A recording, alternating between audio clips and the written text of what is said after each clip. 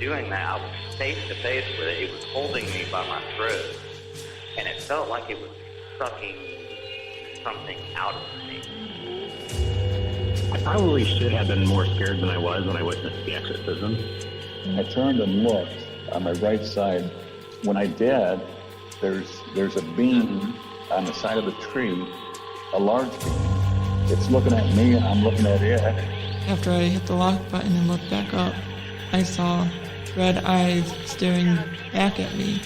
That they're going to show multiple gods all over the earth, be able to speak in people's languages, and at that point, it kind of converge into this one entity, which will be revealed as extraterrestrial.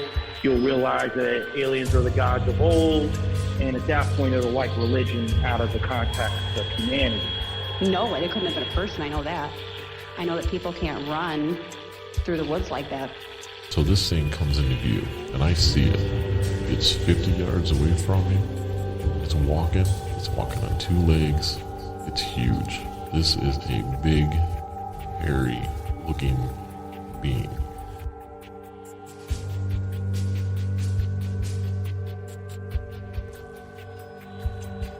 Welcome. I'm your host, and this is uNcomfortable.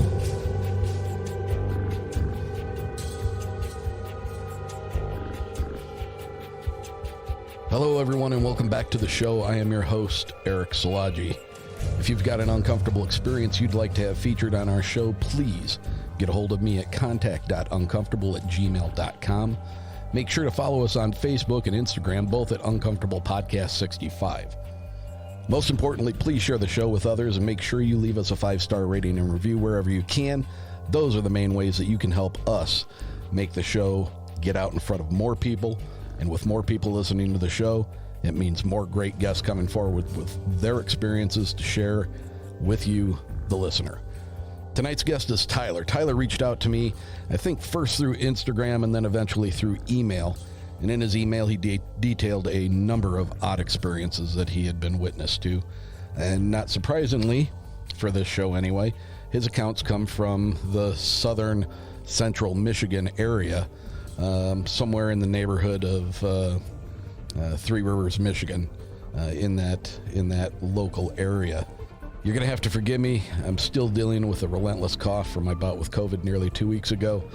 I probably will keep my talking to a minimum to spare you the coughing fits. That being said, let's get to the show.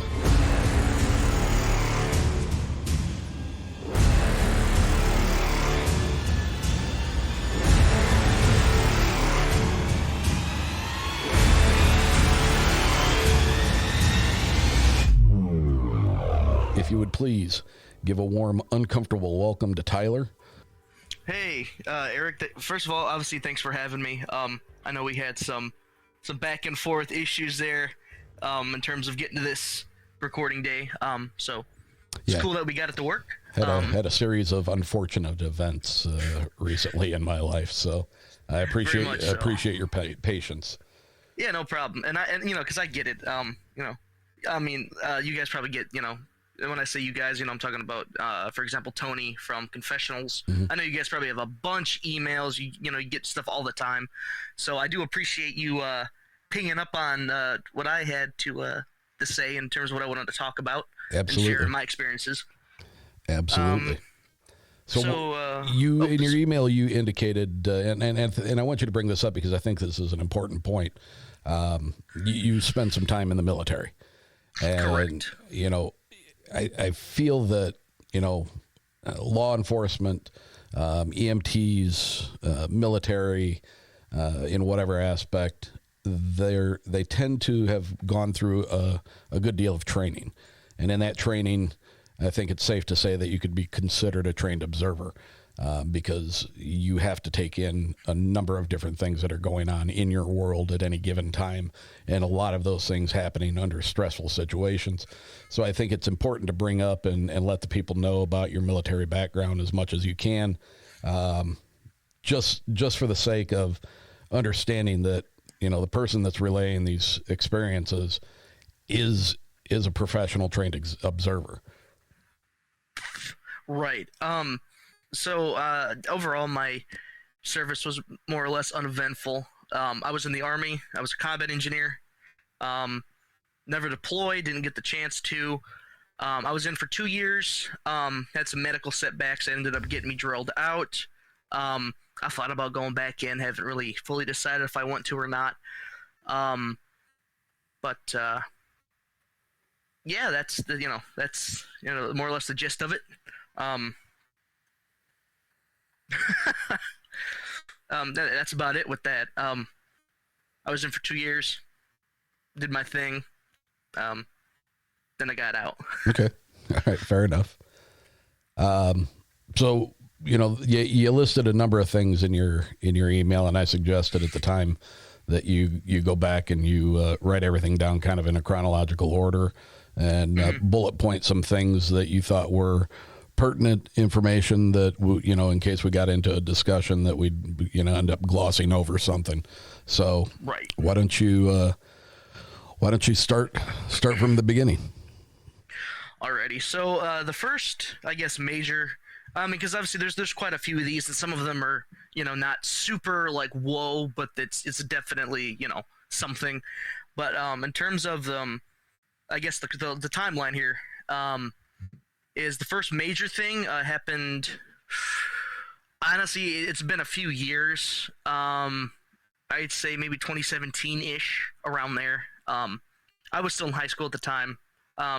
So basically, me and my buddies, we've always been very much into, the paranormal, supernatural, cryptids, that whole, I guess, envelope of things.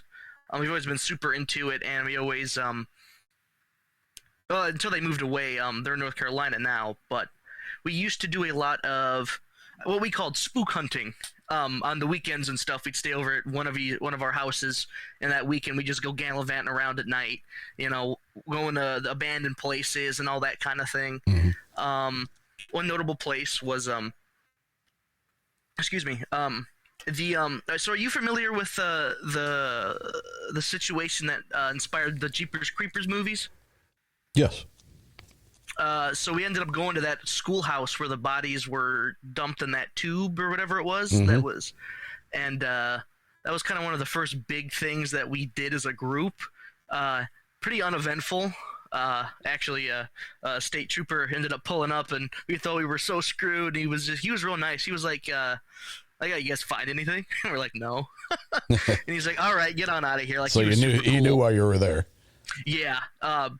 If I remember right, it burned down a year or two ago, I think, or something. It's possible. Like that. I haven't looked into it in quite some time. Right. And that's kind of what gave us the real big like bug in terms of, let's go look for these things and try to interact with these things. And we got quite the wake up call in terms of this first situation, this first encounter. Now, I do want to preface that I myself never actually saw it, but I definitely knew there was something there, and everybody else had seen it, because I was busy trying to figure out what everybody was doing. But I definitely felt something was very wrong, very dreadful, if that makes sense. Mm-hmm. But so basically, there's this place, and it's called Tim Road. It's just some random road. It's a dirt road, kind of in the boonies, outside of town, but not like full-on wilderness, but it's kind of close. Wooded fields. One side of the road is basically tree line, and then the other side is some tree line, some woods, some fields, some openings for like tractors, that kind of thing. And the reason we decided to go to this road is one day, I think it was actually the day before, because we were trying to figure out something to do in terms of what do we want to go look for tonight or this weekend. And so I ended up looking, I can't remember what the website is now, but it was like one of those like crowdfunded websites where it's like a Google map type of thing, and it has bullet points with information, and it was like dogman sightings and that kind of stuff. Mm-hmm. So it kind of pinpointed, and this road, according to that, there was a dogman sighting where it ran across the road in 2009 on that road. So we're like, oh, let's go there. So we're getting ready to go look for Dog Man, because and that's probably not the smartest thing to do, but we were young. Are we still talking about Tim Road? Yes. Okay. Just trying to give a little bit of backstory, some context to it. So we go. It's maybe midnight, 1 a.m, I think, when we got there. We're driving down the road, and we're all just kind of goofing around, whatever. Not taking it super seriously like we should. And obviously we've learned from that. And so we stop, and because I see an opening to the left. There's a field, and there's like a little ditch drive-in type thing to like put a tractor or a trailer or something in there if they're doing something. So I start to back in, and my buddy Brandon, he's next to me in the shotgun passenger seat. And he starts to get out to help me back up so I don't drive into the field or into a rut or something. So he's starting to do that, and I'm looking at my 3 buddies in the back. So the 3 in the back are Justice, Blake, and David. And there's not a whole lot going on. We're kind of arguing, oh, should we get out and walk around or not? And Justice, we call him Jay. So Jay just kind of stops talking. And I'm looking at him, and he's looking out the back window. And I kind of look back, and I can't see anything from my angle where I'm looking. And he says, he goes, Tyler, drive. And I'm like, what? Like, I'm confused at this point. And he's getting all kind of spun up. And the reason I was kind of skeptical at first, because he likes to make stuff up to kind of spook us. He's that friend in our group. Okay, yeah. So I'm like what? Come on. What are you talking about? We just got here. And then I see Blake and David look at him, and then they look back. And Brandon's still half out of the car because he stopped when this started, and he's like looking, and he's like, what? And he's looking at me. And then David and Blake start chiming in. And they're like, I'm looking at them, they're like bug-eyed, like staring out the back of my window. So I'm like, what do you guys see? What's going on? And they all just start screaming. I mean, they're screaming and swearing, drive, effing drive, holy shit, And at this point, it's starting to kind of freak me out. And that's when I'm starting to get that feeling. That kind of that like something's wrong kind of a thing. And Brandon's still half out of the car. So I tell him to get in the car. He sits down, he's looking at me. We're looking at each other. They're still screaming. And I finally just dump it in the drive and just floor it out of there, and we just peel out. And I'm trying to look in the rear view, but there's so much dust getting kicked up, I can't see anything. So I ask them, what the hell did you guys see? What's going on? And they're looking at me, and we got to the end of the road, and we stopped at the stop sign. So I'm looking at them, trying to figure out, like, what the hell did you guys see? What are you freaking out about? And they're like 1,000 yards staring at me. I mean, they're like mortified. Like they're like they just saw something they didn't expect to be real. And what they basically described was there was a tall humanoid looking figure, like pale white, like naked looking, sprinting towards my car. And that actually kind of startled me. I'm like, what? And at that point I just peeled off from the stop sign, because I was like, is this thing still chasing us? What's going on? Because I couldn't see anything because of all the dust kicking up. I didn't know if it was still running. And I mean, we were all freaked out. I mean, we were just like in disbelief. And it came up later that because I visit them in North Carolina once or twice a year now. It was the last time I was down there. I brought it up again. I was like, so like you guys weren't like bullshit me, right? Like you were being serious. And it turns out that Justice decided to update me on the fact that by the time I had hit the gas, it was apparently about to run into the back of my car. I mean, it was that close. And I didn't really know how to respond to it at first. I'm like, and you failed to mention that before? And I guess that's kind of a weird one because I didn't myself physically see it. I just knew something was there. Right. So I guess, obviously people can take that as they will. So what was his description of this thing? I mean, obviously if it was a mere seconds away from hitting the back of your car, I assume he was seeing it in the red taillights of the vehicle. Right. What was his description of this being, entity. Right. So, like he didn't really add much more to it. But I think if I remember right, he said that it had like black eyes, or he couldn't quite tell, but it looked like something like it was missing what would be normal eyes. He just said it was tall, kind of lanky, skinny, like pale white, just sprinting towards the car. He didn't really give me much more, I guess, description of it. He seemed pretty unsettled by it even then, even years later talking about it, like it. But I guess for the most part, a more what we would consider to be human appearance. Humanoid, yes. Okay. But I guess kind of uncanny valley, if that makes sense. Like it's humanoid, it's human looking, but it's very clearly not human. Okay. We didn't really know whatever to chalk it up to. We were thinking what Wendigo, a skinwalker, some kind of rake creature, something like that, an alien. I don't know. Yeah. Of course, with some of these other things, and we had chatted about it on Instagram a little bit more, in terms of the second major occurrence, and then some background information after that kind of seemed to tie it all together. And so, what was that? So I did some research after that, and then the second thing. Do you want me to kind of go into the second major encounter first for more context? Sure. So this is a couple years later now. I'm working at Kroger, third shift stocker. So our Kroger's, it's kind of just past downtown, but it's kind of like on the outskirts of town in a way, because behind it is apartments and then just like fields and like wilderness. I know exactly where it is. Yeah, it's kind of in a weird spot. Mm-hmm. And so I get out early one night, and it's maybe 4 a.m. I think it was fall, so it was still dark out. Wasn't quite starting to get light quite yet. And I'm walking to my car, and it's quiet outside. And I get to my car.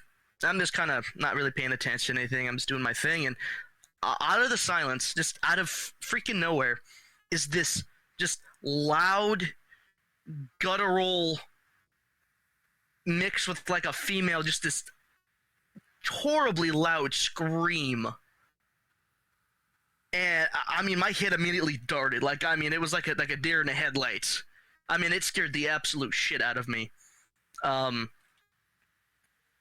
assume directionally coming from the tree line. Yes. So there's the Kroger, and then there's like a little strip mall thing next to it, then the apartments. So it would have been when I was looking at the Kroger, would have been on the right side behind the that strip mall area. In between, there's a apartment building and then a bunch of wilderness, and it came from there. I mean, it sounded maybe 150 meters away. I mean, it made my ears ring. I felt my head vibrate. I mean, it was loud. I have no idea what the hell it was at the time. I mean, and I tried to rationalize it too. I was like, was it a fox or something? But then I realized, like, I've heard a fox, yell before, and it ain't loud like that. Mm-hmm. I mean, it reminded me of a fox, but it wasn't.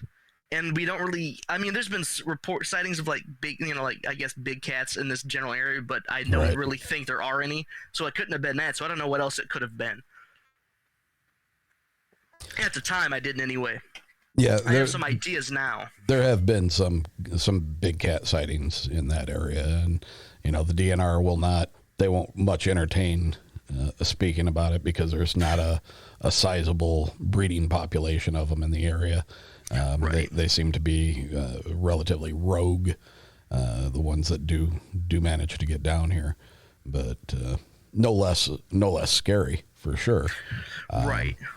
But you're thinking that this is something that might have had a little bit different of an origin then. Yes, correct. Because I mean, I've heard like YouTube videos. Because I got home and immediately started trying to find videos of anything that sounded similar.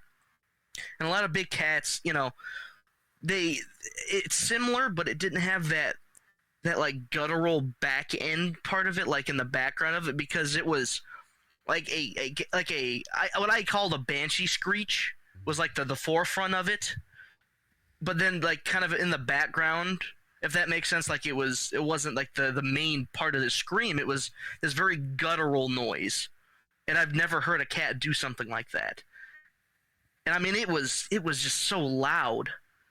Like I've never had anything. I mean, because I've heard things that are high pitched, like what I heard, but they've never made my head like reverb and my like eardrums ring. Mm-hmm. I mean, it was unlike anything I've ever heard. Now, do you think? And I think I know the answer to this already. Are you saying that there's a possibility that you heard two specific different individuals letting out a call at the same time, one being on the low end of things, one being on the higher end of things? Or are you talking about something that sounds like it's possibly producing two different tonal qualities at the same time, much like something that might have multiple vocal cords? The latter. It sounded like a single thing. It's hard to explain. Because it was all together, it was combined. You could tell it was from one thing, but it also sounded like it was multiple tones. It's hard to explain. It didn't make any sense. I couldn't rationalize it either, and I still can't. And after that, I started doing a lot of research into stuff.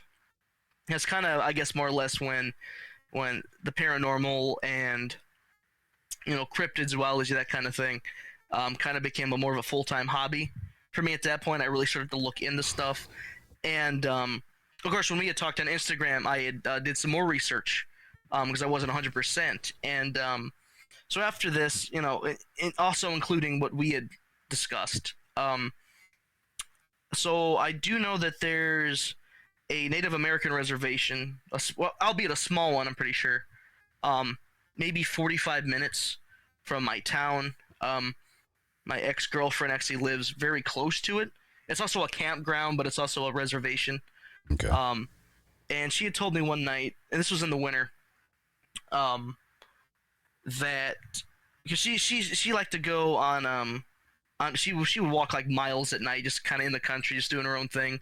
And she said that one night it was very strange because she had smelled a very strong scent of something dead, but then 3 miles down the road, she still smelled it.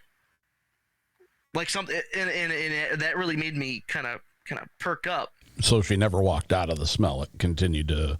Correct. It followed her, and that really kind of made me perk up because at the time I had known that things like Wendigo or Skinwalker, depending on what kind of stuff you're looking into, is they smell dead. They smell like death, or something of that sort. So that kind of pinged me. But I also know things like Sasquatch can smell quite putrid as well. But just with that plus what happened on Tim Road and the screech, I'm kind of all connecting it together, because people think that Michigan, the northern areas around here, are more Wendigo territory than more of like the Skinwalker, but that's not factually true because most tribes had their version of the Skinwalker and the Wendigo, and some of them had their own kind of weird things. But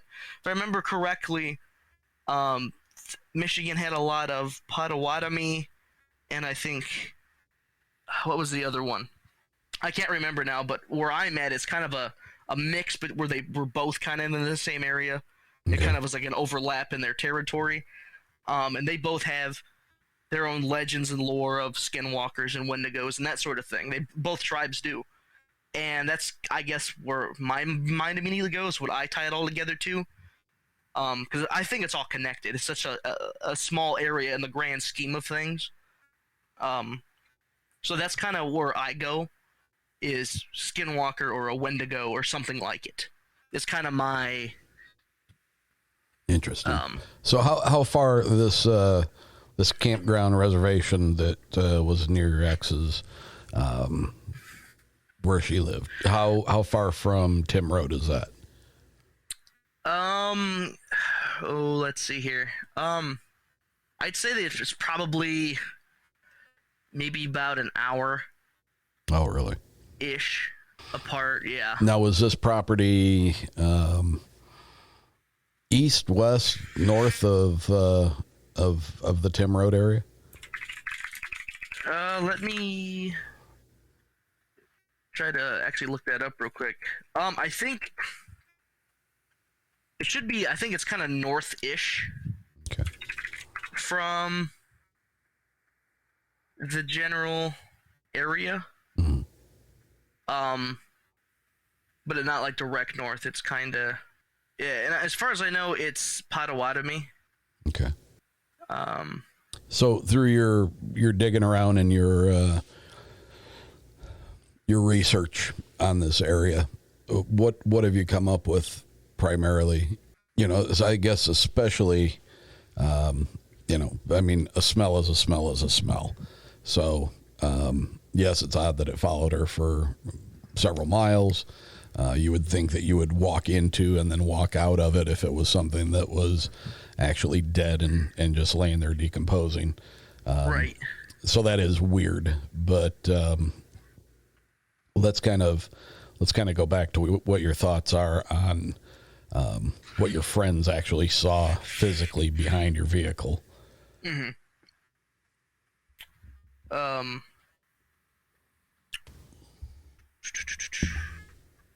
In terms of, in comparison to the research? Yeah, right? I mean, you know, you're talking Wendigo and you're talking a Skinwalker. Both vastly different, some similarities, both very ambiguous as far as people's accounts of them, though. You know, you don't very often hear of people having a sighting of these things. Most of the records are, you know, passed down verbally from tribe to, you know, through generations. So, have you brought up the idea of a Wendigo or a Skinwalker with the gentlemen that were in the back seat that actually witnessed it, and what were their ideas? Yeah, so we've talked about it kind of sporadically over the years. There's kind of an inside joke now, but like we call it the Tim Road Beast is our name for it. But has that picked up? Has that become a thing out there? Maybe, I don't know, because I don't think we ever really talked about it that much outside of our circle. I've told my parents about it. I told my grandmother about it, and she kind of looked at me funny. But I don't know. It's not something I've widely talked about, because I figured people would think I'm freaking crazy or something. Because you know, people are rather superstitious sometimes nowadays, or the lack thereof. Not everybody believes in this stuff, right? And I very firmly believe in these things. I mean, there's so many things that we haven't discovered that we keep discovering, these new species and this, that, the other. I mean, it's, you know, I've listened to, you know, accounts from other people on your podcast and the confessionals and just the stuff that they've described in terms of both the paranormal and physical, or, you know, beings, that kind of thing. And it's right. I very firmly believe in this stuff. So I haven't really talked about it to other people because I don't feel like they would take me seriously. But to, I guess, backtrack, because I'm going on a tangent here. So we discuss it from time to time, and they immediately jump to Skinwalker is kind of what they immediately go to, because they haven't looked into it as much. They know what a Wendigo is and a Skinwalker. That's kind of what they immediately jump to. Is something a Skinwalker or something similar to it.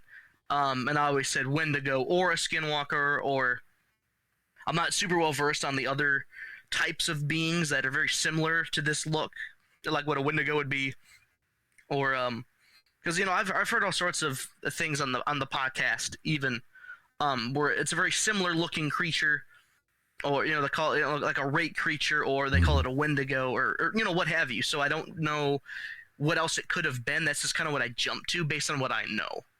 Well, you know, when you talk about Wendigo, I think most people agree that if you try to search images of a Wendigo, more times than not, the vast majority of what you're going to get returned on a Google query is something that has a head that is reminiscent of a deer skull with a rather large set of antlers on top of it. And, right. How accurate is that?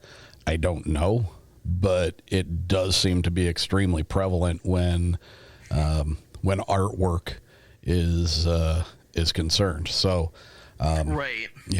That's just kind of what I jumped to. Like, I doubt that's what it actually was. I mean, I could be wrong though. Maybe is what it could have been. I don't know what else. That's just what my brain jumps to based on what I know. I just know it was something, and it wasn't a human. It was something else. What, by their description, you said it was a pale. Is it white? Yes, they said it was white, and it was white enough that it kind of reflected on the headlights. Not like they're like metallic, but just you're so pale. They were very bright from the lights hitting it. They just said it was very skinny, tall. Now you said pale, and it was sprinting. You said the headlights, but or the tail lights. Tail lights. Okay, all right. Yeah, I just light. Gotcha. That's interesting. That would be a very unnerving situation. Right. I wish that I also physically saw it, because I do feel like some people are going to think I'm full of shit. Honestly, like I understand that if people do want to think that, it's just, because I mean, it just, I guess, would have given it more validity, I guess, since I'm going off what they had seen. I mean, sure, I was there and I was the one who got us out of there, but I don't know. I sometimes feel dirty when I talk about this story, when I do talk about it, just because I didn't physically see it, but well, that's true as hell what happened. The one thing I can say about the community that has fostered me and this show is that I have not had, knock on wood, up until this point, I have not had anybody in my community that has been a troll. I haven't had anybody who is on a regular basis, throwing their 2 cents at, this person was full of crap, that person was full of crap, that story wasn't true. I don't have that. So that leads me to believe that the vast majority of the people that are listening to the show are listening to it because they have a deep interest in this kind of stuff. Right. And they're trusting me to bring them guests that my gut tells me they're telling me the truth, and for whatever that's worth. Right. But yeah, I don't think you need to worry about too many people thinking you're full of crap for what you're talking about, because I'm just very, I guess, what's the word? I guess kind of self-conscious about some of it, because sometimes I do have, I guess, trouble kind of explaining things very easily, like with the screech. There's probably a multitude of ways I could have explained that a little bit clearer, but sometimes I just struggle to kind of really get out what I want to say. Mm-hmm. So that's, I am self-conscious about it, but it is, that is very helpful. What you had said. Well, just now. And I think you're running into some of the same problems that many of these people, who have had Sasquatch experiences, where they have something roar or scream at them. It's not very easy for you to replicate that sound. I mean, you can try if you'd like to, but I've heard some weird things in the woods. Kayak trip in the Manistee along the river. I heard owls that did not sound like an owl. Mm-hmm.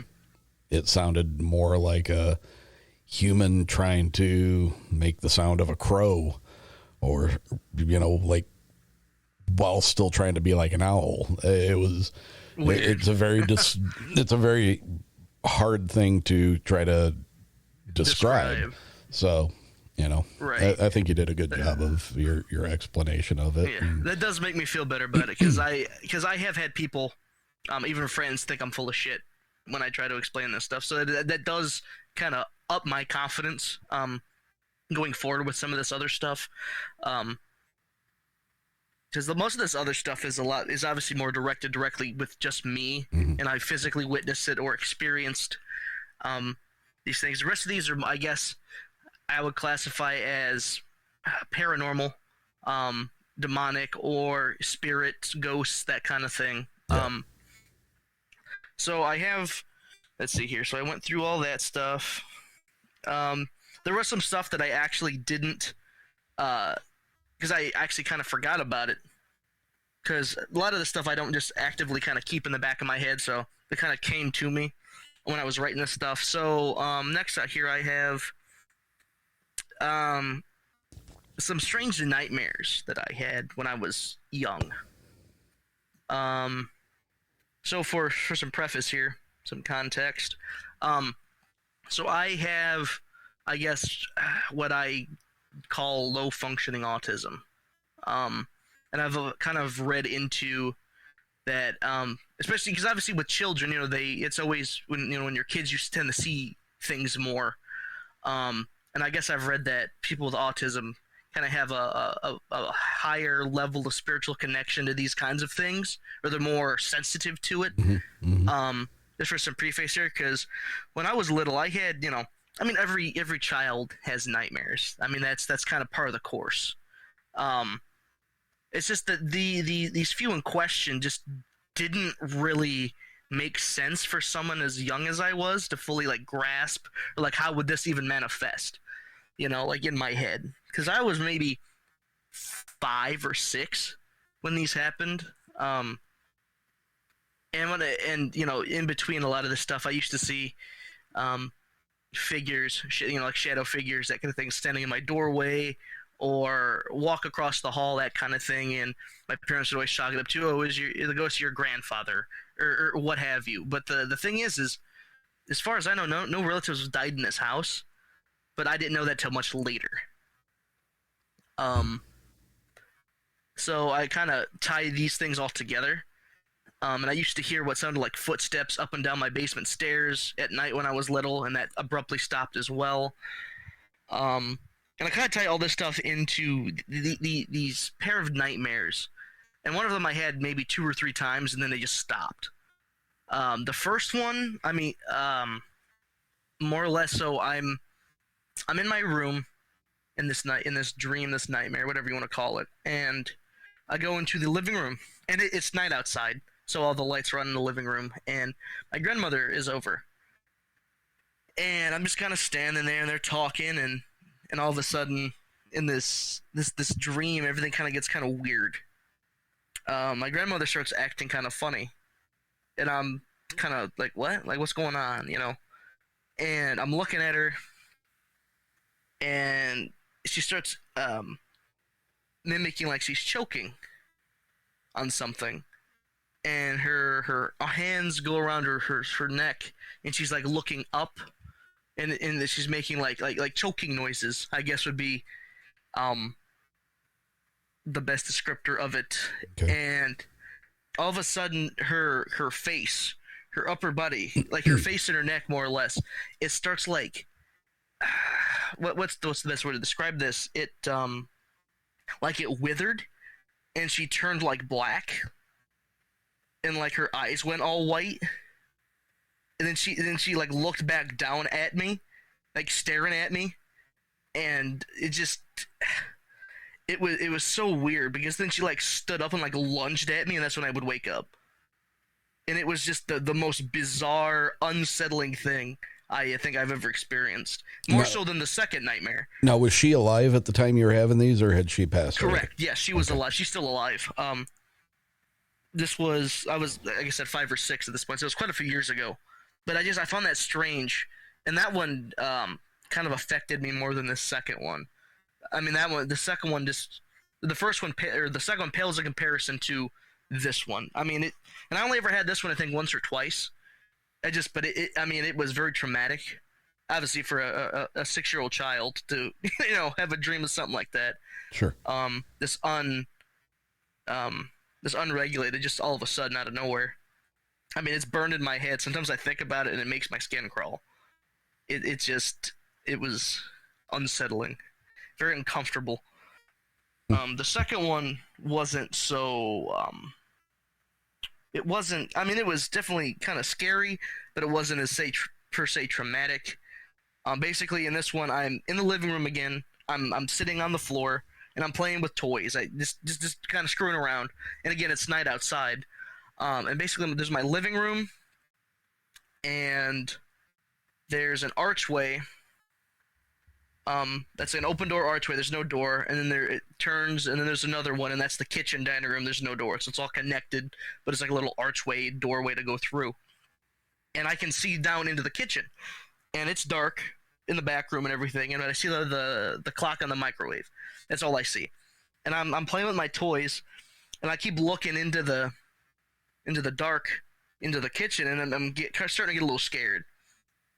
And all of a sudden, I can't move in the dream. I'm like paralyzed, like frozen, sitting up, and I'm looking, and I'm trying to move. And at this point in the dream, I'm starting to cry. At this point, and all of a sudden, I see like red eyes in the darkness in the back room in the kitchen. And all of a sudden, I get dragged, like by this invisible force. I am just straight dragged into the darkness, and then I snap awake. And I had that maybe 3 times, like 3 nights in a row, and it was weird. Yeah, that's terrifying. And you were how old at this point? I was 5 or 6. I think I was 6. Yeah, I'd have been. So I was very young. I'd have been crapping my pants. Oh, I was terrified. That actually ended up, both of those dreams combined in terms overall, because they happened maybe a couple months apart. I mean, it traumatized me to the point where I didn't stop sleeping with the blanket, because I used to cover my entire body with a blanket, like head under the blanket, everything. I didn't stop sleeping like that till I was maybe 15. I mean, I was just terrified of the dark at that point, and everything scared the shit out of me. Yeah. It wasn't until I was about 15 that I kind of got over that. And I consider myself a pretty, I guess, macho, tough, confident kind of individual where, like I purposely look for these things sometimes because I want to understand it. But even back then when I started to kind of get that way, I mean, it was just so out of character. And I tie those to the shadow figures, which that was more or less uneventful. I would just see them standing in my doorway in my room, or like in the hallway. They would never walk up to me. I would see them walk across the door frame, like past my room. A lot of it's kind of foggy, but I just remember key points. It was pretty uneventful, but I tied all that stuff together, and the footsteps up and down the basement stairs at night. I mean, it was so bizarre. And I tied it all together, and eventually one day it just stopped. Did anybody, like when you were a kid, were you telling your parents about this? Mm-hmm. I didn't tell them about the nightmares. I usually kind of kept that stuff to myself. What did they ever give you any kind of indication, even like later on in life, once you were older, had they ever experienced hearing the footsteps or anything like that in the house? Not that I can remember. They don't really talk about it. They never really talked about it because I brought stuff up in passing. I didn't specifically kind of just sit down and like vent about it to them. But like when I would see the figures, and when I would be crying in my room, my dad or mom would come in, and I tell them I saw the ghost in the hallway or stand in my doorway or whatever, and they would just respond, "Oh, maybe that's your grandfather or one of your grandfathers," but nobody ever died in that house. Because this house was owned by grandparents and like an aunt and an uncle before we ended up moving in here. But none of them ever died in this house. Well, I don't know I don't know that it's necessary that somebody passed in that actual house to come back and visit. That's true. But then from the majority of the conversations that I've had about shadow people or dark entities that present themselves in a dark manner, most will say that is not something that is typically good. Right, for sure. Yeah, and like with a lot of other people, it just, after a certain age, a lot of stuff just kind of abruptly stopped, or I stopped noticing it. What did they say? As you get older, your kind of sensitivity to that stuff will start to close off. It does seem when you're little, you're open-minded. It does seem to close off for whatever reason. Right, and I've been actually trying to kind of open that connectivity, that sensitivity to it all, because it's always been interesting to me. The whole, like the astral plane, that kind of, that dimension where that kind of stuff is, ghosts and spirits, just all that. I've been very much trying to kind of get back in tune with it, because I want to understand it more. Are there specific things that you're doing to try to reopen that in yourself? Yeah, I've actually been, and this actually will lead into, so there's some other littler things here, but I can jump to this because this actually is a perfect lead into the whole succubus thing, which there's actually quite a bit of backstory to that for context. But that actually ties into trying to open up to get back in tune with things. So I guess I'll go with that first, and then kind of backtrack to the other things. Because a lot of this other stuff mostly happened either during or after this, other than like one thing. But so this was very recently. I think it was 2020 actually. So me and my buddy, we were, he's always been very much in the paranormal as well. He lives in Virginia, so he's kind of in a hotspot for a lot of the stuff in the Appalachians, or near that area, all that stuff. He's very much into that. And so we get the bright idea, because we're bored, and we're teenagers. Well, at this point we're not. We're both in our 20s there, but so we get this bright idea. You find this website after doing some digging, and it's called what is it? Creepy Hollows or something like that. And it's I don't know if you're familiar with it or have heard of it before. But it's like this site where you can, like, I guess the TLDR, the simple explanation for it is you basically will pay, and so you get options and you pay or whatever to have this done. And basically what it is you can buy spells and pay them to summon entities or spirits, this kind of thing. And we're kind of dumb still at this point. We're not very okay. I got to interrupt here. They will summon spirits or other things in your name. Yes. They will summon them for you. Correct. It's never too early for holiday music, and it's never too early to start thinking about gifts, whether it's for a friend or the friend in your pants. You can make this season holly, jolly, and a lot less hairy with Manscaped. Do your little drummer boy a favor and use the Lawnmower 4.0 to avoid another silent night in the bedroom. Just add in Manscaped's top-of-the-line shower products to have your partner thinking, all I want for Christmas is you. It's a fact that Santa cares about his sack, and so should you. So, look your best while getting naughty by going to manscaped.com and use the code uncomfortable22 for free shipping and 20% off. The Manscaped Platinum Package 4.0 is the one-stop shop for the man who deserves it all. It has everything needed to help you deck the halls from face to balls, and just in time for mistletoe season. The Platinum Package has each product from the best-selling Performance Package Plus, Ultra Premium Body Wash, 2-in-1 shampoo and conditioner, and deodorant. The Lawnmower 4.0 trimmer and the Weed Whacker nose and ear hair trimmer feature proprietary advanced skin-safe technology to protect your delicate presence, and they're both waterproof. The 4.0 trimmer now has LED lighting, so you can light up the way just like Rudolph. Once the grooming is done, it's time to make sure you don't smell like a reindeer. And with the Platinum Package shower products, all of Manscaped shower gear is sulfate-free, vegan, and made to have your skin feeling hydrated and smelling fresh. But smelling good doesn't stop there at the shower. The Crop Preserver Ball Deodorant and Crop Reviver Ball Toner can solve stank problems all day long. Once they touch your sack, you'll never go back. The Platinum Package 4.0 sitting under the tree is guaranteed to put anyone in the holiday spirit. And for the perfect stocking stuffer, add the brand new Body Buffer and incredible body scrubber that makes exfoliating easy and a lot cleaner than your old loofah. Get 20% off and free shipping with the code uncomfortable22 at manscaped.com. That's 20% off with free shipping worldwide at manscaped.com. Use the code uncomfortable22. Manscaped. Get your jingle balls ready for the holidays.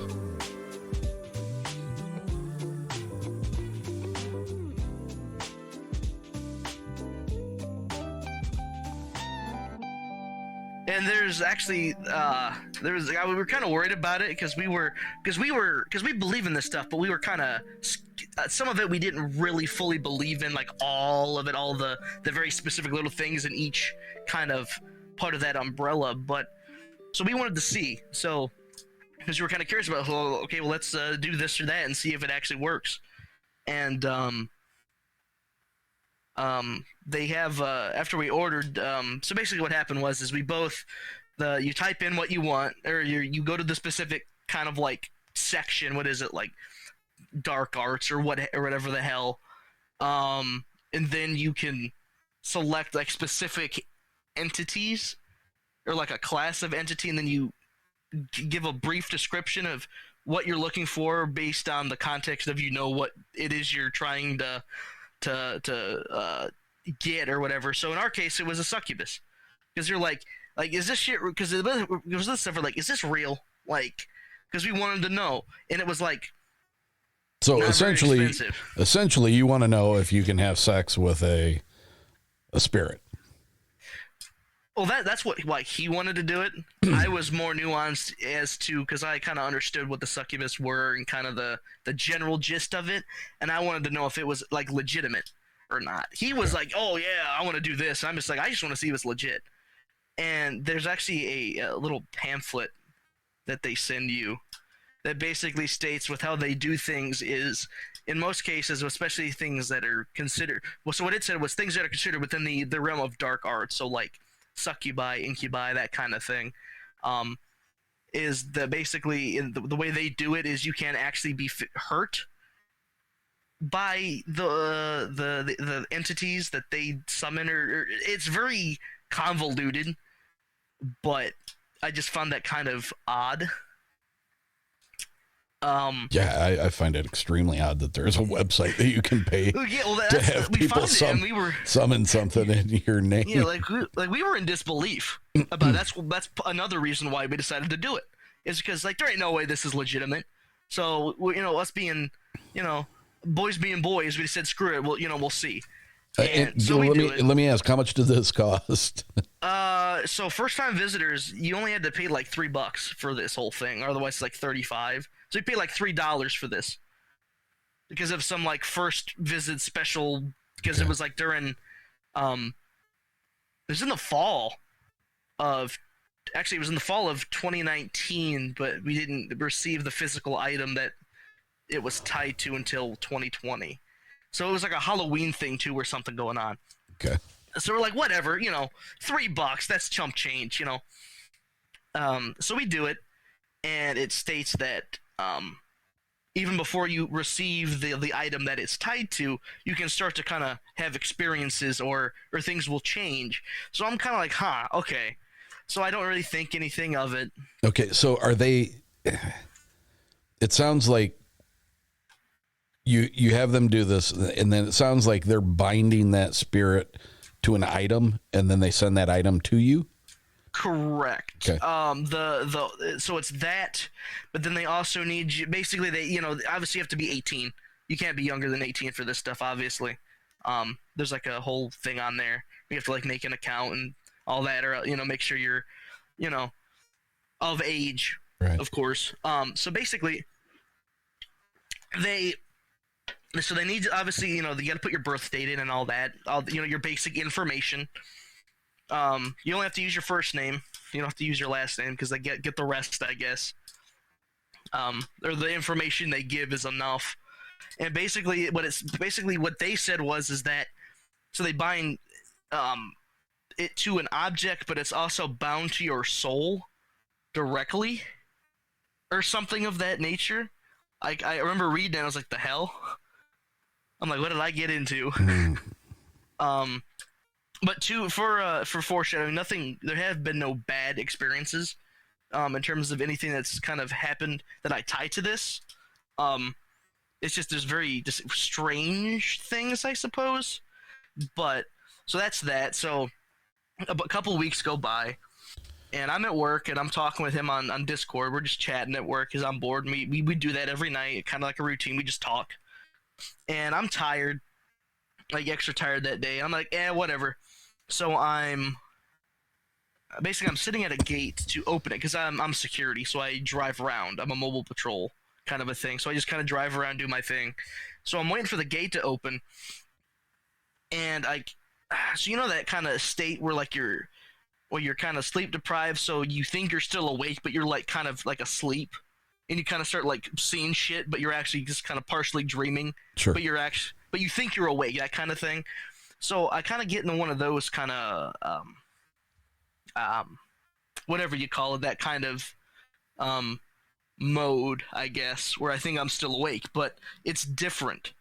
So I'm in a room, and it's not like I'm physically in the room like in a dream. It's like a camera shot kind of a thing. It's really weird. It's like a gray concrete room. There's a blue light bulb, but it's emitting from the floor. Like it's hanging upside down. So it's not hanging from the ceiling. It's like pointing up from the floor. Okay. But it's still like chained, like it'd be hanging from the ceiling. And there's a number on it, and it's blue. The light is blue. And there's a number. I can't remember if it was 6 or 36. But it was there was a number on it, and then in this weird like dream state, whatever the hell it was, it starts to pull away from this light bulb, and then I hear like this disembodied female voice kind of echo, and it's like reading the number. It's like blue 36 or whatever the number was. I think it was 36, and I hear this a couple times, and then I snap awake again because I realize, oh shit, I'm not awake. I'm like half asleep. And I was like, what the hell? And I told him about it immediately after. He was like, that's the weirdest shit I've ever heard. Like, I can't explain that. And that only happened once, and this was literally a week after this order to summon the succubus, the spirit, whatever you want to call it. And I just thought that was very weird. It was very out of character, if that makes sense. So, yeah, that's strange. Once you received the item, can I ask what was the item that it was bound to? So it came in like a little burlap sack, like a little knapsack type of thing, like a little small one with little pull strings, that kind of thing. And they were 2 stones. So one stone, it was because obviously it's partially bonded to your soul, they say, and the rest of it's for the manifestation of it is on this stone. So wherever the stone is where it'll show up around you, or like, you know, if it's with you, it'll be able to follow you, or, you know, that whole whatever. So it's 2 stones. They're like gemstones. They're very pretty looking stones, and one of them is a charging stone. So after you have the stone that they're binded to out for so long, it loses its energy. So you have to put it in this bag with this charging stone and close it up, is what the instructions said. I just found it very odd too. I was like, this is weird. And so that's what that was the physical object, was this set of stones. And who possessed the physical object? You or your buddy? I did. Okay. He didn't realize you had to be 18. He was 17 at the time, so they canceled his order. But he ended up doing it again later when he turned 18, and he said nothing of notice ever happened to him. Yet again, he believes in this stuff, but he's very closed-minded, so that might have been part of the reason for him. He thought it was a little crock of shit, but I my experiences tend to beg to differ, I guess. So, and there was some stuff that had happened prior to the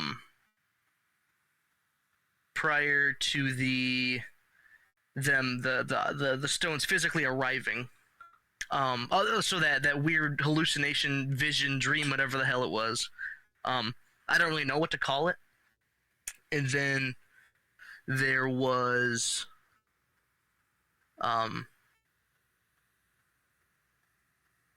there's some like feelings, like a presence kind of a thing, like a feeling of presence of something there, but nothing too weird. I didn't really I couldn't really tell if that was just me kind of like a placebo effect and me like being aware that I did this, or if it was legitimate or not. And then once it arrived, that's when things started to kind of happen, because this is when I started to jump into the trying to reconnect with the you know, spirituality, you know, being able to kind of experience and see all this stuff in general. This was also kind of the catalyst to help me do that. So you would have to the way you would get things to happen, or supposed to get things to happen, or to be able to interact with, you know, for example, the succubus, basically you have to meditate and whatnot, and you have to relax and clear your mind, that kind of thing. And obviously that kind of doubles for just in general trying to kind of get back in tune with this stuff from what I've read. And I started to notice that when I would sit there when I would lay there, and you would basically just go limp. So you'd be just relaxed, deep breaths. You would basically clear your mind completely, focus on your breathing. And I started to notice something when I would do this.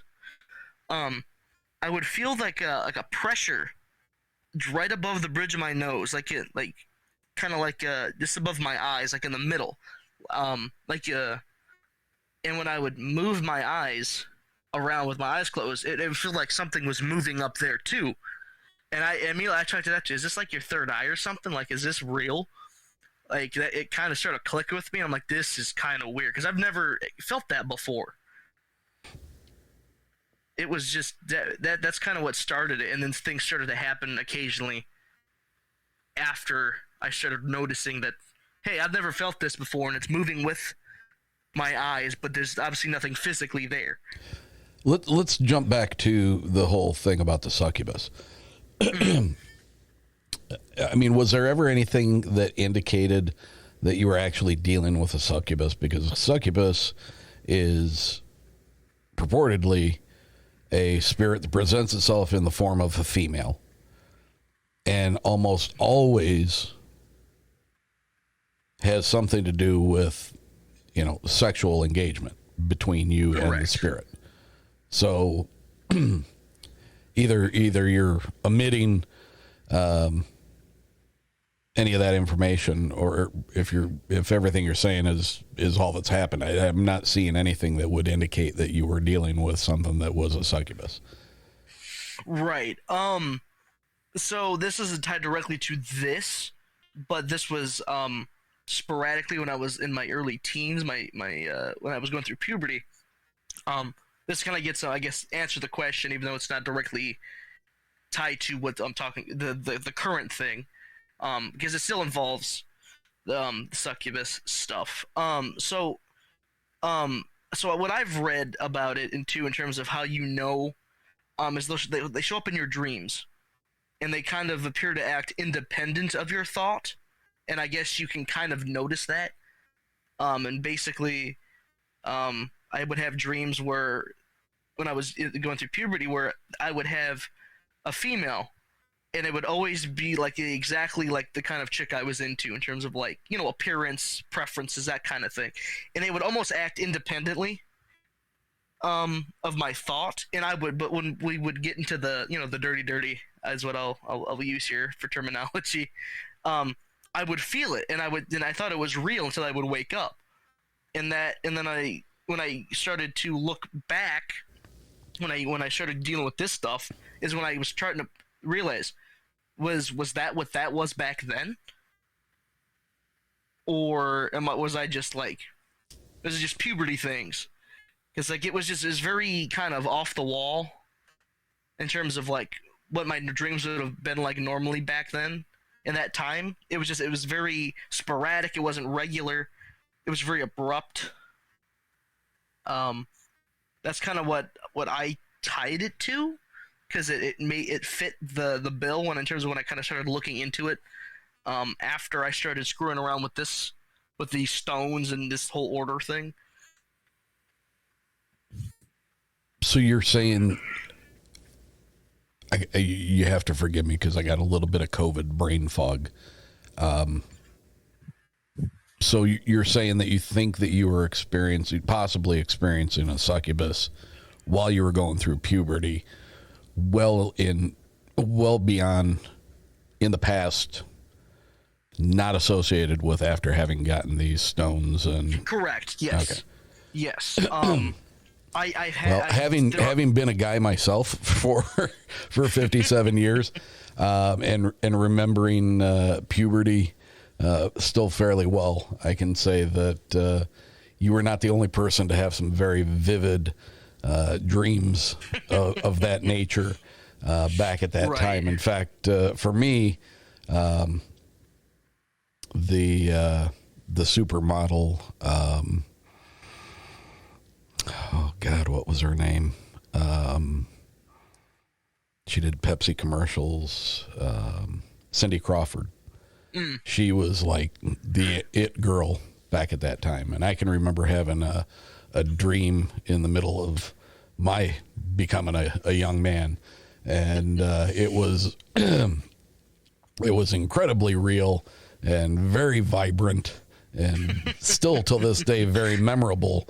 Because I was in the dream, I was a photographer, and I was taking pictures of her, and I was also I worked at a grocery store, and I worked in the produce department, and I had been cutting cantaloupes in half for a sale that we were having. And once you cut the cantaloupes in half, then you'd have to shrink wrap them and put them out in the case. Because you inevitably always had these older ladies that would never want to buy a whole cantaloupe. They'd only want to buy a half one. Well, anybody, and I'll leave it at this, anybody that has ever cut open a cantaloupe and saw what the insides of a cantaloupe looks like with the seeds and the strings and everything, during the photo shoot with Cindy Crawford, she apparently decided to remove some of her clothes, and at one point she moved one of her legs over to the side, and in my prepubescent or going through puberty, I was fully expecting to see one thing, and what I saw was the inside of a cantaloupe, and I've been scarred for life ever since. Holy shit! So, wow, yeah, that's yeah. What could have been an incredible dream turned into something very strange. Turned into a nightmare. Until this day, I still don't like cantaloupes anymore. But not to, but I guess the point that I'm saying is that, you know, that time in a person's life when you've got those hormones coursing through your body and everything's going nuts, it is not uncommon for a young man to have quite vivid dreams of that nature. Well, see, and I definitely had many dreams of that kind of nature, but these just felt, I guess, different. But this is also me looking back on something that's 7, 6, 7, 8 years ago. Yeah. As well. But it just that's kind of what my brain immediately jumped to. It started connecting dots. But let me ask you, from the time that you guys went online and you did this thing, and and you were specific that, you know, you were interested in a succubus, and you received the physical item that it was supposedly bound to, and then as well bound to your soul, which at that point, reading that disclaimer, I would have been like, no, I'm out. Is there anything that indicates that they were successful in summoning a succubus in your name? Or have you just had weird things happen? So there, a lot of it's kind of, well, I mean, it's easy to explain, but there's more to it. So during, oh, by the way, so they send you a little, there's information. I might even be able to bring it up. If I'll have to find it sometime, I can send it to you if I ever find it. But it was a sheet that described their personality and that they had a name. Like it is a named entity. It's not just Succubus number 5,321 or whatever. Like the sheet said her name was Ryda, like Ryda. It was, I don't know, it was very, it didn't seem like it was like a snake oil salesman kind of thing.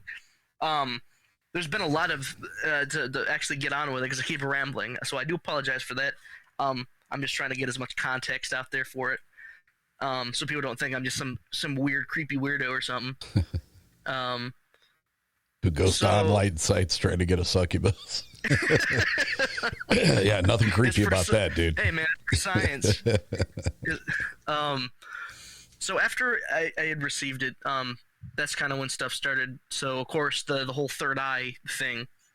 And mind you, I kind of stopped kind of focusing on trying to understand how it worked or if it was like, confirming thing. And ever since then, I've stopped having that feeling of that whole third eye kind of thing going on, which is kind of a thing that made me perk up when I thought about it. I'm like, wait a minute. But at the time, basically, so I got here and it was the night of the first day that they had arrived. I just taken the stones out. I set them on my desk next to my bed. And then I started meditating again. Of course, I had the whole third eye thing going. And so I'm relaxing, I'm breathing, I'm not, my mind's blank.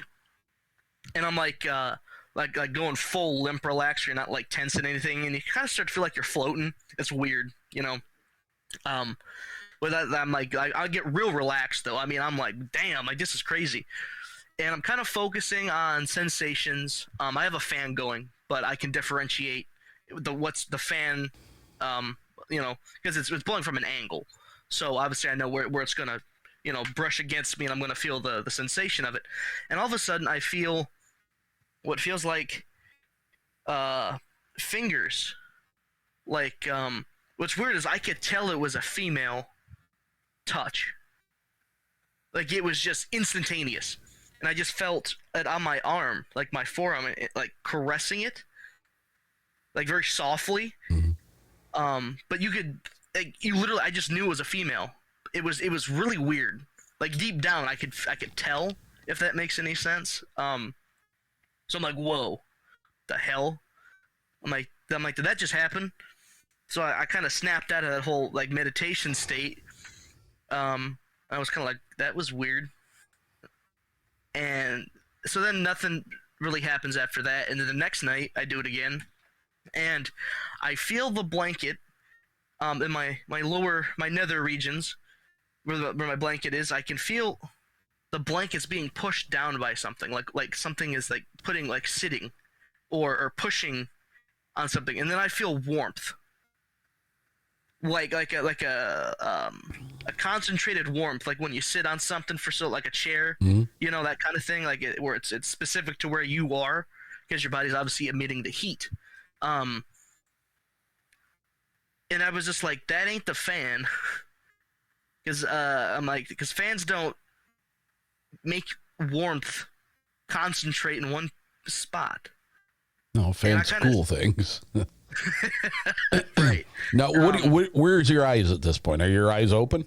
My eyes are closed, and because I'm trying to, because I'm meditating, I guess, and basically, with the technique that I did. You're meditating, but you're also inviting this experience to happen. Correct. Correct. It's that. Yeah, that's the general gist, because. From my understanding is you have to kind of clear your mind and be focused on, yourself and not 10 million other things going on around you or in your brain or whatever. And that kind of, I guess, clears the brain fog, I guess, on the whole third eye thing and the spiritual side of your mind or or that kind of. I don't know the technical terms, so I don't want to start talking out of my ass about it because I don't fully understand it. Which is probably stupid. I probably should fully understand what I'm talking about since I'm the one doing it. But yeah, you that would probably be a really good good place to start, is to fully understand what you're screwing around with. Right. And then after that, and then I felt it lift off, like whatever it was had gotten back up. And then that's kind of when I opened my eyes. I'm like kind of looking around, like, what the hell? And I ended up going to sleep and uneventful. And then I start taking the stones with me to work out of curiosity, because where most of my security positions where I'm driving around, it's kind of in the woods, kind of in the boonies, middle of nowhere at night. So it's always kind of spooky anyway, and I kind of like that. That's why I do security anyway, is third shift is always, prime time to see some weird shit. But, so I'm driving, I'm about to turn around on this little back stretch thing. It's in a lot. It's surrounded by woods. It's fenced in, but it's this little dirt thing. So obviously I'm kicking up some dust. And when I go over, and I have the stones and they're out in my pocket. And so I do the U-turn at the end of this little dirt drive thing to come back to return to my patrol route. And I see a silhouette. And mind you, I'm used to kicking up dust, and especially in that area, I kind of know where the wind takes it and where it kind of naturally will kind of part to, because I go back there constantly. So I'm sitting there with my headlights on, I'm looking at it, and the dust cloud is still there, but in the center of it, it's like cleared out, and like a tall shape of like a female, like a very disembodied, but you can tell it's like a woman. Or at least I can tell, or whatever, because I guess like inside I knew what it was, even though I mentally wasn't quite sure what the hell I was looking at. It's hard to explain. I don't want to, if that makes sense. It's hard to really kind of get a good description of what exactly was going through everything to kind of, me to know that's what it was, but that's what it was. And it was bizarre because the dust kept moving, but the silhouette stayed in one place. And the dust was just parting around it. Interesting. And I was just like, what the hell? So there was something physical standing there. Well, I guess technically, but if there was, it was just the silhouette, the shape. It was invisible. Like I could see through it. If the dust was parting around it, there must have been some physical aspect to it. Right. It's just whatever it was, it must have been physical or to some degree, but like there wasn't like a solid shape there. Like I could see through, like I was looking through it. There was no features. It was just the outline. And I just thought that was the weirdest thing, because the dust kept moving, but this thing kept staying there. And I had absolutely no idea what the hell to think of that. And then I figured, oh, that's got to be the succubus or whatever the hell it is that's on these damn stones. And then there was a lot of uneventful things. Not a whole lot happened. And then fast forward to a couple months ago, actually, is when I started kind of thinking about it again. Like, maybe I'll, kind of jump back into this and kind of see again. Because I was starting to make some progress, and obviously was starting to experience some things. And then I had this weird string of the same dream on repeat for like about a week at least. And it's I'm in this room.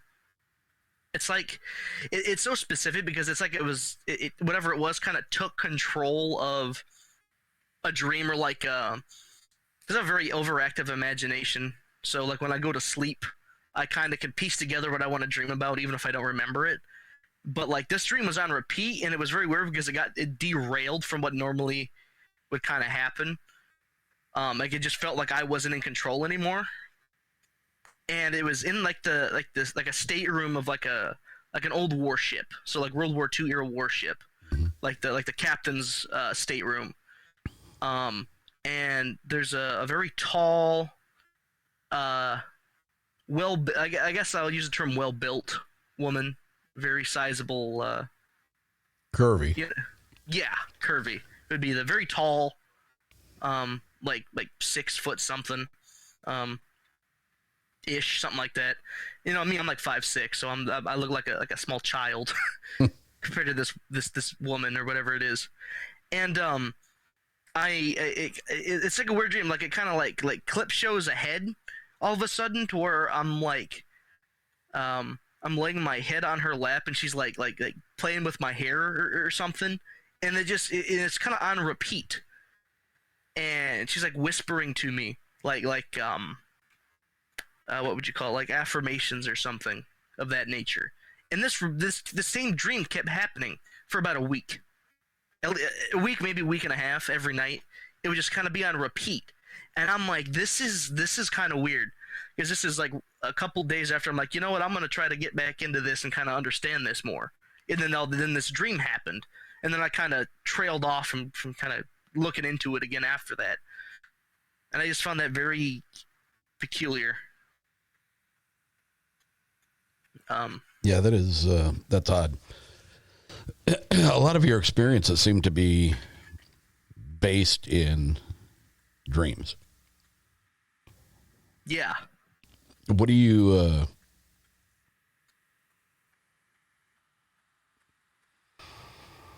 think of that? Obviously you've had to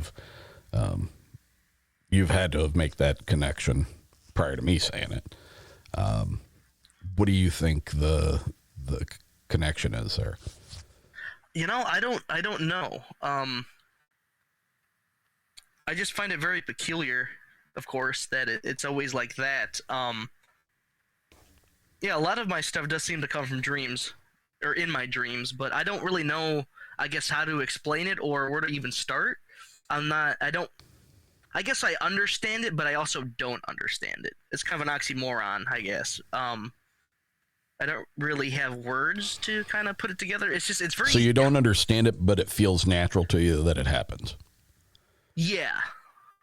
Yeah, because I'm very passive normally, but in terms of like my, kind of thinking about things, or, even on a spiritual level or whatever, I'm very active. I just kind of passively do it. Because I'm a very diehard believer in this stuff, and I think that might be part of it. I feel like I'm starting to get that sensitivity and connection to that spiritual realm back again slowly, or something of that nature. There's, I don't know, another thing that ties into this dream thing is actually a sleep paralysis experience that I had. This actually happened at basing. So I guess I lied. There was one eventful thing that happened when I was in the Army, and it involved sleep paralysis. During basic training. Correct. So we were, and this does tie into the dream things. I guess the sleep paralysis experiences are kind of in a dream state. It's not, because your body's awake, but at the same time, mentally you're not actually awake. Sure. That phenomena.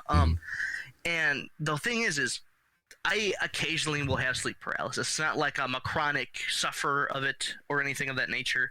But every time I've had it before this, and every time since, I have never seen any sort of sleep paralysis demon or anything. I just can't move, and I'm like, shit, I can't move.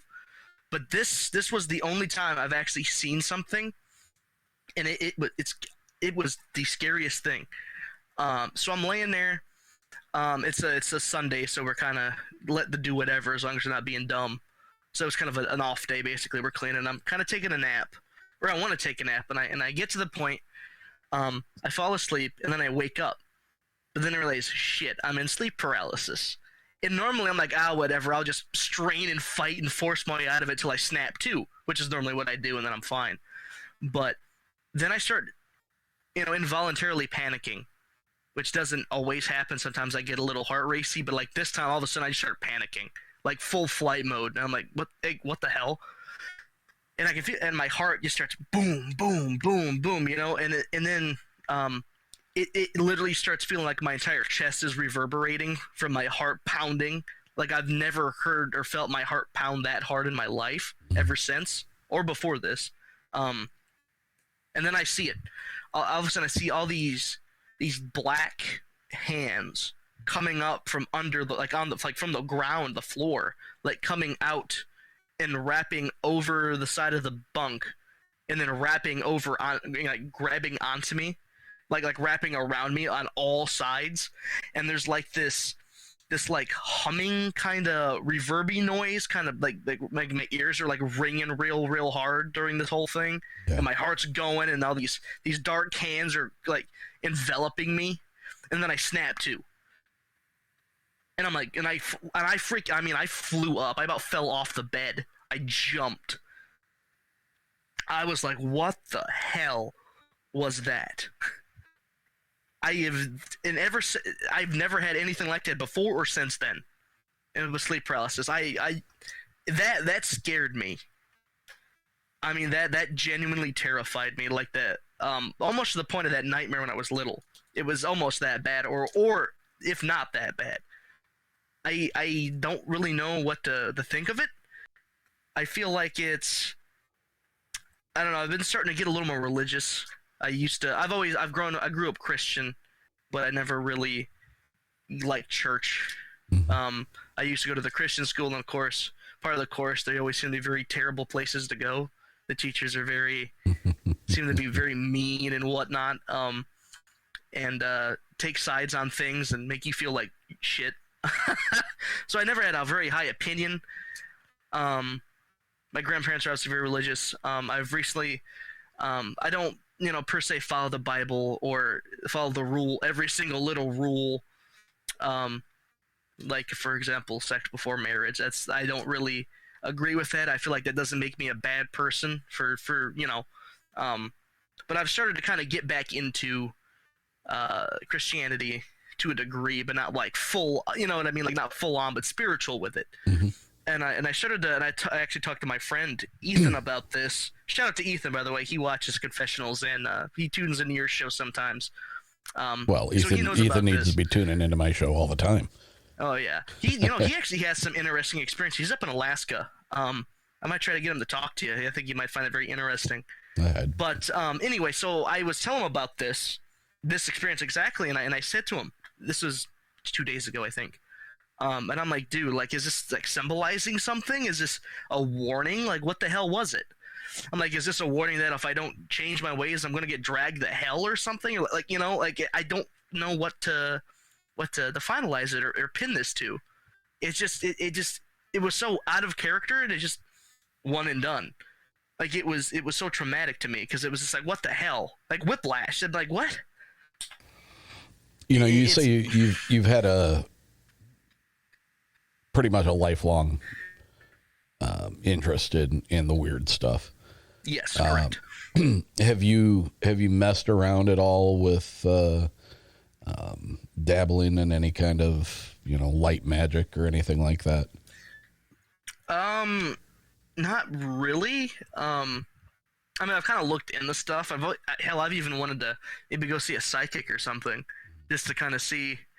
Because I remember, I think it was the episode where you had the Archbishop on, and you were talking about how you went to go see a psychic like a bunch of times, and they just refused to talk to you. Yeah. I remember that. I'm like, I hope that's not like that with me. Like, I would think that'd be kind of interesting. Yeah, I was starting to get a bit of a complex after 3 of them. I was like what the hell? But and I guess the only thing I've dabbled in, and it wasn't even me technically doing it firsthand, was the succubus binding crap. I've always kind of looked into it. I've always found witches either suspicious or like maybe they're okay.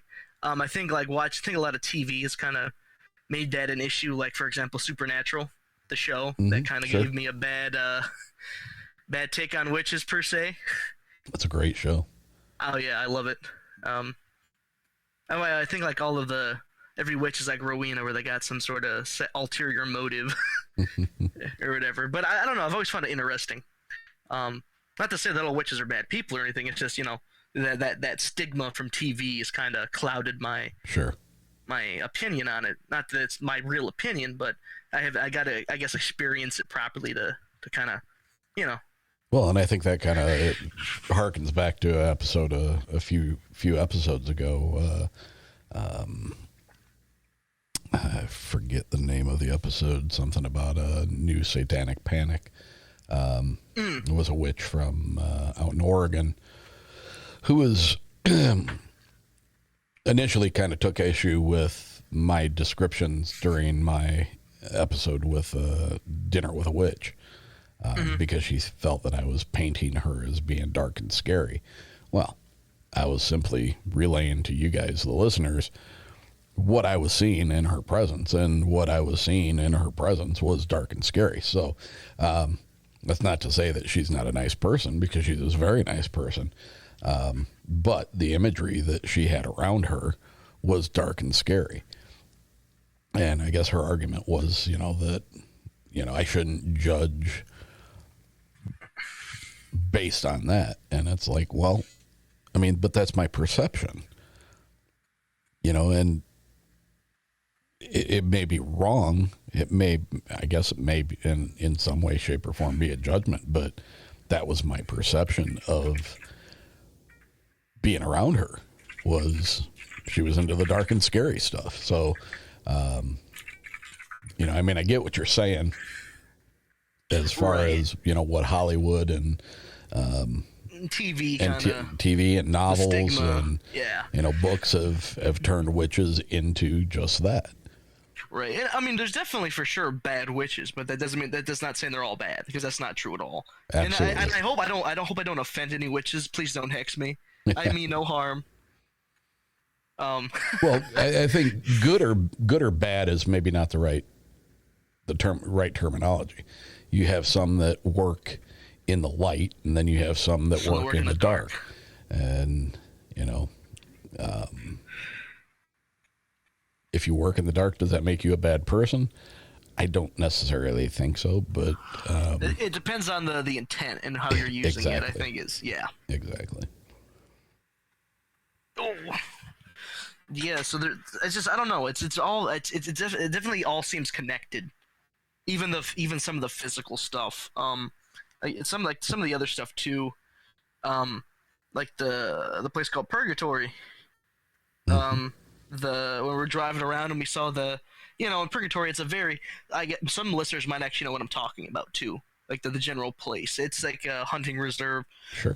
At night it's pitch black. There's no street lights. It's all like one lane length dirt roads. Just deep woods, creepy as hell. El Capone had a house out there. Apparently it's haunted as hell. I've never had the balls to actually go out and try to find it. My buddy did once, and he actually said somebody came out with a shotgun out of the damn darkness of the woods. He's like, what the hell? So it's like, yeah, maybe shouldn't. But we're driving anyway. I know a couple of guys who hunt that area. Yeah, it's a nice area during the day, but it's scary as all hell at night. Because there's I mean, it's called Purgatory, for Christ's sake. So it's haunted, or well, apparently it's very haunted, and I think there's been some cryptid-esque sightings there in the past. I haven't actually dug into it that much because I don't know where to start with that, but I definitely want to. So we're driving, and it's like midnight, I think, and I see a light in the tree line. In the window, we have the windows down too for reference. So, we immediately knew it wasn't a drone because there was no noise. There was no because I mean it was in the treetops, but it wasn't like super high up. We were very close to it, and it's dark, and we see this light. So we're driving, and it's moving very slowly, very smoothly, and then it just goes away. And I'm looking at my buddy driving. I'm like he did. I didn't think it looked like he didn't see it, or he was acting like he didn't see it. And we go again, and we take it's maybe 400 feet ahead of us, and there's a slight curve. So we hit this curve, and there it is again. This time it's across the tree line on his side, and I'm in the passenger seat. So it came from left to right. It just kind of hovered across the road into the trees as we passed it, and then went out. And that time he was like staring at me, and he goes, "You saw that too, right?" And I'm like, "Yeah." And he says, "Okay, I think it's time to go." And then we left after that. And how big was this light? It was maybe about the size of like my fist, maybe a little bit bigger. Like not basketball, but also like I guess kind of in between like a baseball and a volleyball, kind of in between there. Mm-hmm. Like it wasn't huge, but it wasn't small either. It was just like it was emitting light too, but it was like an orb. It was just like this ball of light, and it was emitting like like lighting up the road and like coming in through the trees and stuff. And it's like midnight, and there's no street lights. So it was lighting up things around it. Correct. Things that I was very close to. There was no noise because we were going very slow too with the windows down. There was no noise. It just very methodically, just kind of smoothly went across both times, and just went out. It just vanished. That was very, very, very fascinating. That one. That's not really a scary one. It was just very fascinating. Well, Purgatory is very close to Jones, Michigan, correct? I believe so. And Jones is the location of my episode 2 and 3, the opening day Bigfoot encounter that the gentleman had. Is that the one with the swamp? Yes. Yes. Okay. I actually listened to that not too long ago. Yeah, that's or no, sorry. Purgatory is closer to Centerville, so it's just east of Three Rivers. So Jones is west. Yes. Near Cass County Park. Yeah. Yeah. So no, it was closer to Centerville, but yeah. Yeah, it was up by Centerville. I actually kind of want to try to find the road here. I'm on Google Maps, funny enough. Just for some more reference, because I've lived here all my life, but I barely know the area. Even though I go everywhere. But yeah, no, it was very, very it was very enlightening. It wasn't like a scary thing. It was very fascinating. I very much think it was some sort of spirit orb or something like it. I have heard stories where they either are just like this like matte neon kind of like light, or they can also illuminate. I've heard some too, where they emit light. That's what I think it was. It was either two or the same one kind of following us around. That's what my thing is, because I don't know what the hell else it could have been. Yeah. Well, Jones is only about 15 minutes away from Three Rivers. Right. And I guess the point I'm getting at is with the... It's in a controlled area. It's very close. Yeah. It's... In Purgatory, even though it's north of you, is still within 35 miles of Jones. Mm-hmm. Oh, yeah. Very... Yeah, actually, that's... Yeah. Very, very close proximity. And... there's been a lot of reports of balls of light in the woods in association with Bigfoot experiences as well. Right, and hell, I think actually in Centerville and even some other places very close by to me, there's been everything from Bigfoot to the Dogmen to kind of, I guess, everything under the sun, I guess, in terms of folklore in Michigan and just ghostly experiences too. Sure. It's crazy. And before I started listening to your show, I didn't realize there were so many things just like in my neck of the woods going on. Like I knew about stuff, but I was like, damn, like this is very close to me. Yeah. And then it just kind of gave me more validity personally to my experiences, like really solidifying them in my head that this wasn't that's like me seeing shit, like this was legitimate. Like I'm not being crazy. Like I'm not, you know what I mean? Like it solidifies to me that what I've seen is definitely real, and not just me thinking I'm seeing something or me perceiving something. Right. I'm definitely not going in the woods at night anymore. I would say that's a good move. I'm only hiking anymore if I have my rifle with me anyway. I'm like, yeah, I don't want to take any chances. I don't want to get stuck out here. Anything else, Tyler? I think that's it, actually. Well, that I can think of anyway. I'm glad we were able to finally get together on this and get this recorded. It's been a pleasure talking with you. Likewise. Some interesting stuff. I would, if I were you, I would start looking into,